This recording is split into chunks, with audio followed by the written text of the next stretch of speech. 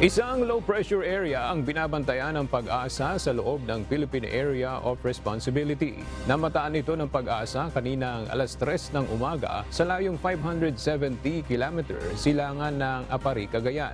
Ayon sa Pag-asa, may posibilidad na maging bagyo ito sa mga susunod na araw. Nakakaapekto na ngayon ang trough o extension nito sa Cagayan Valley at Cordillera Administrative Region. Makararanas ng kalat-kalat na pag-ulan sa mga nasabing lugar.